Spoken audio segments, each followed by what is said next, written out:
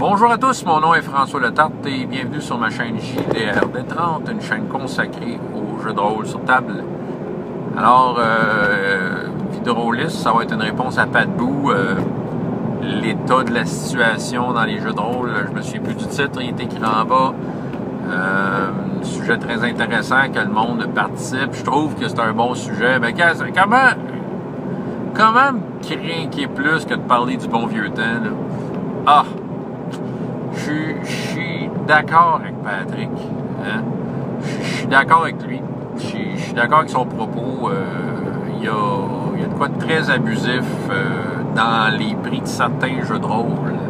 J'ai déjà parlé de ça. J'ai fait une vidéo que j'ai partagée justement à Pat. Ça s'appelait Le poids des illustrations, qui parlait un peu de ça, mais plus du point de vue de la maquette du jeu, mais je pense que ça revient un peu à ça. Tu sais, je vais peut-être répéter des affaires que j'ai déjà dit, mais peu importe, regarde. Ça me craint. Oui, en effet, le jeu de rôle est quelque chose qui se passe dans l'imagination. Oui, OK, un beau livre, c'est sûr, c'est le fun. Mais c'est pas ça qu'il va faire. Tu sais, je veux dire, une fois que ta game est partie, tes images, là, je veux dire, t'es fait dans ta tête, là. Tu sais, je veux dire, ces images-là, sérieux, ils vont se retrouver sur Pinterest demain, là. Tu sais, c'est pas grave s'ils sont pas en haute résolution. Si tu as vraiment besoin de l'image, tu vas aller la chercher. Tu sais, en tout cas, c'est le culte de l'objet. J'ai lu ça quelque part, là, je pense, je l'ai déjà entendu, mais je sais que Christophe Pied-le Rouge l'a nommé en commentaire, mais c'est vrai, le culte de l'objet. C'est correct si t'aimes ça, là, pis t'as le goût de mettre des sous pis t'acheter des pièces de collection, mais maudit que c'est pas à portée de tout le monde, tu sais. Puis c'est juste le culte de l'objet. Je pense que c'est juste, je veux en appeler à la prudence pour ceux qui s'intéressent à des jeux de rôle aujourd'hui, parce que pour certains, c'est inaccessible financièrement.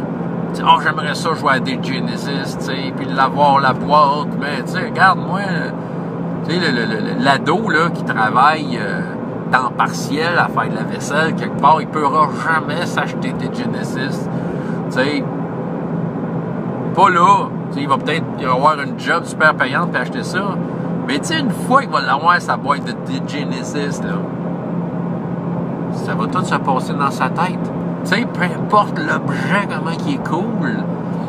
À moins que, tu sais, autrement dit, la collection de l'objet, je pense, ça n'a rien à voir au jeu. Tu sais, oui, ça a quelque chose à voir un peu.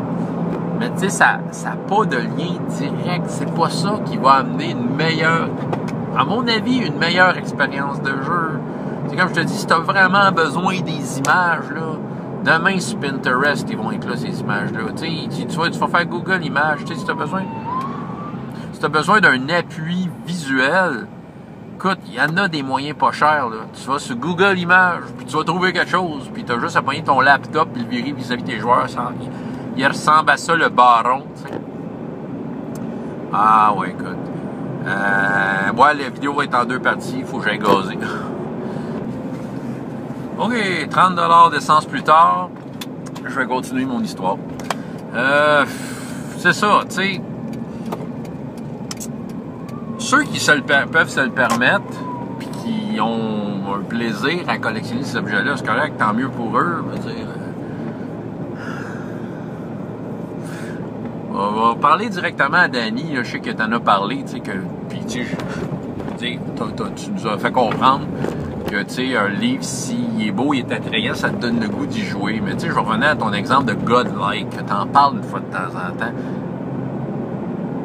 Tu sais, le livre, il est beau, être beau avec des images inspirantes, mais au bout de la ligne, t'as pas aimé le système. Ton expérience de jeu, c'était de la marde. OK, c'était peut-être pas si pire que ça. Mais, tu sais, l'expérience de jeu te donnait pas le goût. Tu sais, tu t'es débarrassé des livres parce que le jeu, en tant que tel, tu sais, fait que, tu sais, c'est quoi qui est important, là, au bout de la ligne, là? C'est qu'est-ce que tu as envie de faire autour de ta table? Tu sais, où est-ce que ça se passe pour de vrai, le jeu de rôle? Tu sais, c'est ça. Fait que, moi, c'est ça, c'est juste un message aux rôlistes moyens qui n'ont pas nécessairement les moyens de se payer des beaux jeux, tu sais. Regarde, tu peux en avoir des jeux gratuits, pas d'images. Puis, tu sais, les plus belles images vont se faire dans ta tête, les plus beaux. Tu sais, tu sais, dans le temps, là, c'est ça. Fait qu'aujourd'hui, c'est ça qui arrive. Là, les jeux français sont, pour nous autres au Québec, c'est hors de prix. OK? On n'a pas accès à ça comme qu'on voudrait. Parce que les frais de port sont abusifs. OK? S'il y a quelqu'un là, qui travaille dans les bureaux de poste en France, là, si vous n'avez pas de crise d'allure. Sérieux, là. Je fais venir des objets de d'autres pays, là. Quand vous êtes les plus chers, la gang, ça n'a pas d'allure.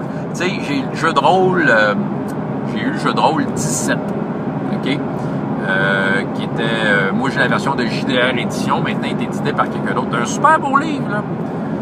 Sérieux, j'étais juste curieux de voir ce que c'était. Mais tu sais, au départ, quand c'est sorti ce jeu-là, cette version-là, je m'informais, tu sais, hey, j'aimerais ça l'avoir. Hein?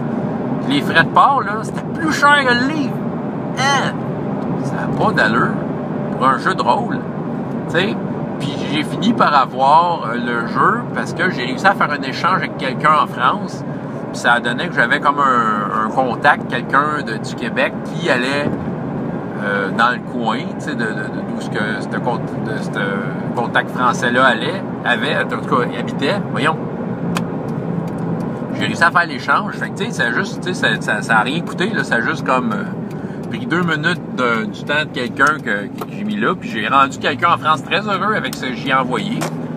Puis il m'a rendu très heureux avec ce qu'il m'a envoyé. Il m'a envoyé le livre. Puis sérieux, je l'ai feuilleté. Il est beau, le livre. Est-ce que je vais y jouer? C'est drôle, je ne sais pas. Je suis bien content de ne pas avoir payé pour ça. Tu sais? Ah oui, le livre est beau. Ah! Il rend ma bibliothèque plus belle. Ah, ouais, tu sais, je feuillette le livre, je suis comme, tu sais, c'est ça, je suis content de ne pas avoir payé pour ça. Tu sais, j'aurais été déçu d'avoir payé pour ça. Puis me dire que, wesh, tu sais, c'est ça, le culte de l'objet. Tu sais, ah ouais, achète le PDF. Ben ouais, c'est pas fun, c'est un PDF. C'est plate un peu, OK, il y en a qui vivent très bien avec les PDF, là. OK, je veux pas juger de ça, mais moi, tu sais, ça me prend... Les yeux s'en viennent vieux, là. J'ai de la misère à lire ça, des PDF. Tu sais, je préfère de loin avoir le livre dans mes mains pour me le faire imprimer. Mais c'est ça, je suis d'accord avec toi, Patrick, ça n'a pas d'allure. Ça n'a pas d'allure. Tu sais, à la base, ça n'a pas d'allure. Tu sais, ça a de l'allure si tu as envie d'avoir l'objet. Mais l'objet... ça n'a rien à voir avec ce que tu vas en faire. Là, on compare ça à la musique. OK? Moi, je suis musicien. OK?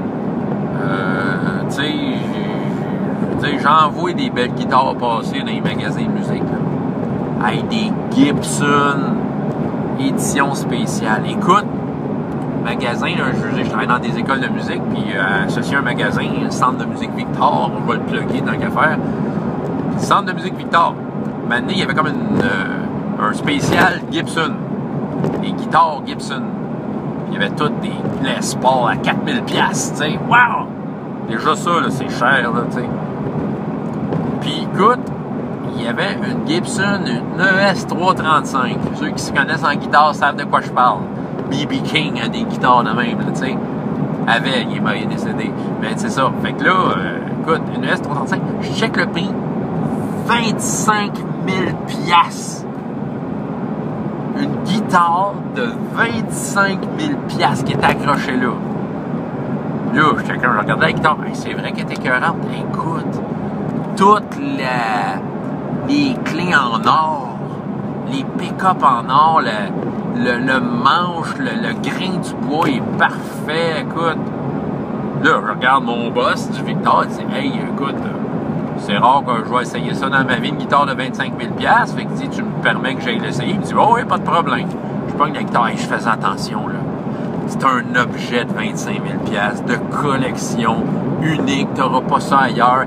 Et que j'y faisais attention. Je m'arrangeais que ça ne pogne pas mes boutons de pantalon, pas de graffinier. Hey, toi. Là, je me suis assis avec. Et délicatement, j'ai plugué un fil dedans. Je l'ai plugué dans un ampli Fender, tu sais. Je vais me payer à la traite. Je vais jouer avec une guitare de 25 000$. Je commence à jouer avec. Je joue les trucs de d'habitude. mes chansons préférées. Sérieusement? Sais-tu c'est quoi ma meilleure guide que j'ai à la maison, man? Une Yamaha AES 620 qui m'a coûté 800$. 800$! OK, je suis un musicien professionnel. Ma guitare meilleure m'a coûté 800$. Puis je trippe à toute fois que j'ai ma guitare à 800$ dans mes mains. Fait que j'ai pris la Gibson à 25 000$. Je l'ai délicatement remis sur son crochet. Et je me suis assuré que le crochet tenait bien. Ça aurait été plate, ça tombe, ça fasse une poque, tu sais. Je suis allé voir mon boss. Du Victor. Je lui ai dit, écoute, j'ai plus de fun avec ma Yamaha à 800$ que ça. Tu sais.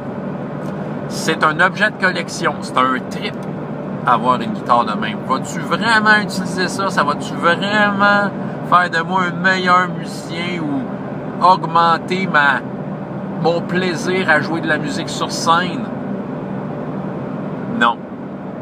Il l'a vendu à la guitare, sais-tu? Il l'a vendu. Je pense que c'est un avocat. C'est un monsieur qui a de l'argent, puis qui est capable de se payer un cadeau de même. La guitare est probablement dans son salon, parce que le gars, c'est pas un musicien professionnel. C'est un avocat qui sait peut-être 3-4 accords, qui joue la poupée qui fait non sur sa guitare à 25 000$. Donc, je sais pas, il est peut-être meilleur que ça. C'est une poupée, hein? Puis là, une guitare à 25 000$, man! Ben, le jeu de rôle aujourd'hui, c'est ça. Ils sortent des produits qui valent un prix de fou. C'est correct, il y a du monde pour les acheter. Tabarnouche, c'est tout ça qui va te faire mieux jouer à du jeu de rôle. Tu sais, je suis d'accord avec Pat Boo. Tu sais, Rules of Under Mountain, il parlait de ces boîtes-là, ces fameuses boîtes-là qui, ouais, coûtaient cher dans le temps, mais tu pouvais te les acheter avec ton salaire de plongeur chez Roma, tu sais. Tu pouvais te les acheter, ces affaires-là. On se les achetait, des fameuses boîtes, des suppléments, puis c'était de l'or en barre, parce que c'était du texte. C'était du monde qui pensait à leurs affaires, qui écrivait ça. Ouais, il n'y avait pas de budget payé des illustrateurs. C'est vrai qu'il y a du monde qui a beaucoup de talent. On aimerait ça, profiter de leur talent.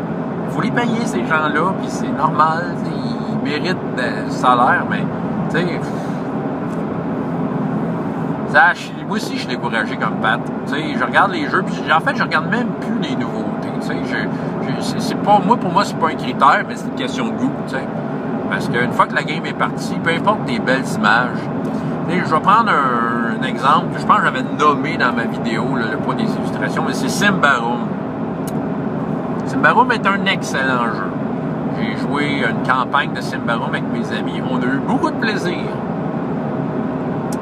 Le maître de jeu Cody, lui, justement, il tripait ses illustrations. Puis c'était un Kickstarter, là. Il a pogné ça sur Kickstarter. La gamme complète en français.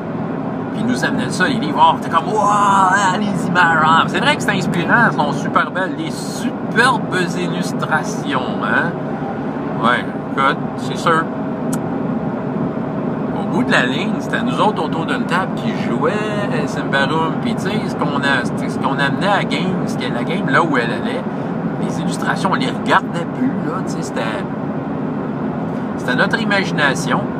Puis le jeu, il est super bon. J'ai pas capoté sur le système. Mais tu sais, je sais comment ça a coûté, là, cette histoire-là de Kickstarter à mon ami. Moi, j'aurais pas payé pour un système de même. Tu sais, pas qu'il est pas bon, c'est qu'il est pas si hot que ça, tu sais. T'as payé pourquoi un beau livre? Une fois que la game à part, ton livre, là, il est plus là, tu sais. Fait que c'est ça, tu sais, faut juste savoir sont où les priorités, tu sais. Si tu vas avoir une bibliothèque remplie de livres qui te donnent le goût de jouer, mais c'est une affaire, mais une fois que la game apporte, t'en as même plus besoin de ça, tu sais. Moi, c'est l'expérience de jeu que je cherche. Je cherche un système qui fait la job. Puis mes systèmes préférés sont dans des livres imprimés en noir et blanc, tu sais, peint straight, avec peu ou pas d'illustration. Ça donne de même. C'est eux autres que j'aime. C'est en les lisant, je suis comme, waouh, c'est à ça que je veux jouer. Moi, c'est ça qui m'inspire. C'est chacun a sa source d'inspiration. Mais vous, jeunes rôlistes qui écoutez ça, puis qui bavez devant des jeux que vous ne pouvez pas vous payer, ben faites-vous-en pas. C'est pas grave. C'est pas grave de pas avoir la boîte du jeu de rôle super hot avec des idées spéciales, puis toute l'affaire, puis tu sais, des unboxings de rôlistes TV qui te font pleurer. Ah, je veux avoir ça. Ouais, oui, voyons.